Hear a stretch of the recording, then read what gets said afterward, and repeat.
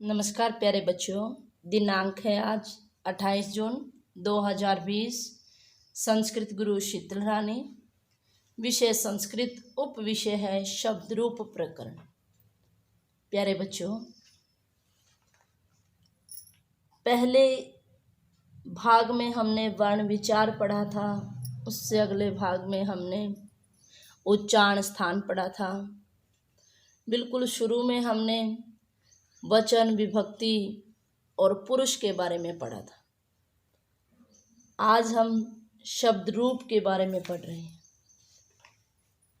संस्कृत भाषा में सुबंत पद यानी शब्द, वर्णों का सार्थक समूह ही क्या होता है? शब्द होता है। जब कोई शब्द वाक्य में प्रयोग होता है तो वो क्या हो जाता है? पद। और पद का निर्माण करने के लिए 7 विभक्तियों का प्रयोग किया जाता है। संक्षेप में इन्हें क्या बोलते हैं? सुबंत को सुप। सुप इसको इसलिए बोलते हैं क्योंकि ये 21 प्रत्यय है। सु औ ज सम औ ट ष्टाभ्याम भी संगेभ्याम भ्य संगस अंगसीभ्याम भस अंगसा ओस आम अंगी ओ सुप।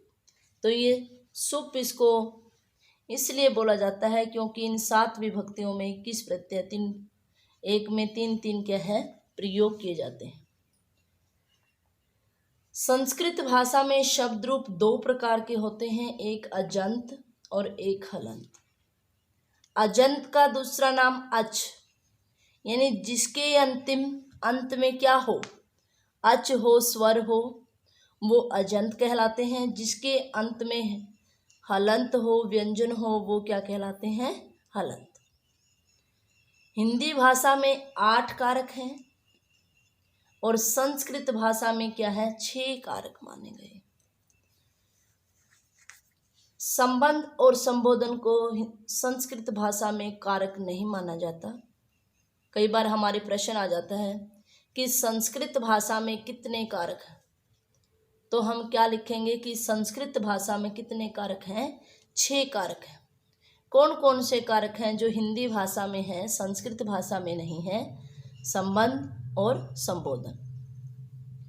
प्यारे बच्चों, आज का जो शब्द रूप है अकारांत शब्द रूप है, जिसके अंत में क्या है? अ। जैसे र प्लस में आ, मैं प्लस में ए, तो ये क्या आया? राम। इसके अंत में क्या है? अ है। अकारांत पुल्लिंग जो शब्द रूप है वो सारे के सारे राम की तरह चलते हैं। बालक का है, छात्र का है, नर का है। आज हम राम का करवाएंगे और बालक, छात्र और नर का आप क्या है इसके आधार पर करके देखेंगे।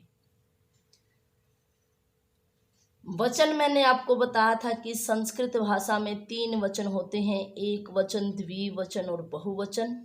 एक वचन का प्रयोग 1 के लिए, द्विवचन का प्रयोग 2 के लिए और बहुवचन का प्रयोग 3 या 3 से ज्यादा के लिए।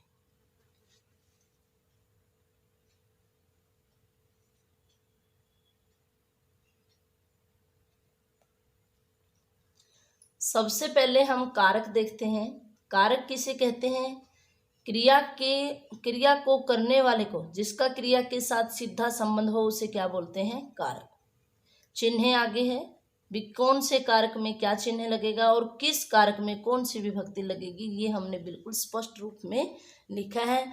और फिर यहाँ पे क्या लिखा है कि जैसे राम है तो उसकी हिंदी क्या बनेगी, रामेन है तो उसकी हिंदी क्या बनेगी। तीनों ही चीजें हमने क्या है साथ में लेके चली हैं। सबसे पहले है कारक, कर्ता कारक। चिन्ह इसका क्या होता है? ने। कई बार ने नहीं भी लिखा होता, जैसे राम पढ़ता है तो ये क्या है? करता है। राम ने पढ़ा, ऐसे नहीं है कि राम पढ़ता है। ने कई बार क्या होता है? ना भी मिले तो भी क्या है उसमें भाव समझ लिया जाता है। तो इसकी प्रथमा में क्या आएगी? राम है, रामौ रामा। इसी तरह से बालक की बालक है, बालकौ बालकः। छात्र की छात्र है, छात्रौ छात्रः। नर है, नरौ नरः। हिंदी क्या होगी इसकी कि एक राम ने, 2 रामों ने, सभी रामों ने, एक बालक ने, 2 बालकों ने, सभी बालकों ने, ऐसे ही चलेगा। आगे है कर्म कारक, चिन्ह है इसका को, द्वितीय विभक्ति होगी इसमें, रामम रामौ रामान, एक राम को, दो रामों को, सभी रामों को। आगे है कर्ण कारक, चिन्ह है इसका से के द्वारा, साधन के रूप में प्रयुक्त होता है ये, तृतीय विभक्ति लगती है, रामेन रामाभ्याम रामई, एक राम से, एक राम के द्वारा या दो रामों से, सभी रामों से। संप्रदान के लिए चतुर्थी विभक्ति, रामाय रामाभ्याम रामेभ्य, एक राम के लिए, दो रामों के लिए, सभी रामों के लिए। अपादान से पृथक यानी अलग होने का भाव, जैसे राम घोड़े से गिरता है।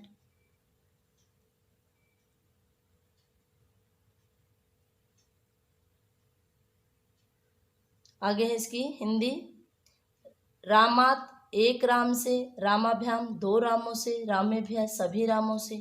संबंध काके की रा रे री, इसमें षष्ठी विभक्ति, रामस्य एक राम की, रामयो दो रामों का, रामाणाम सभी रामों का।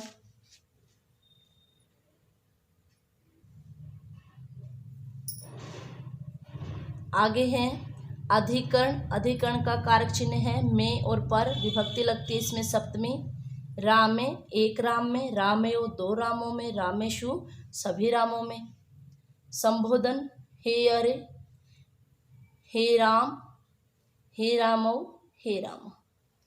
अब जैसे हमने कोई प्रयोग करना है कि राम पढ़ता है, राम पढ़ता है यानी एक राम, इसमें क्या करता है, राम पढ़ता है, एक राम की क्या बनेगी, राम है, और पढ़ता है कि क्या बनेगी, प्रथम पुरुष, यानी ये वह में चला जाएगा।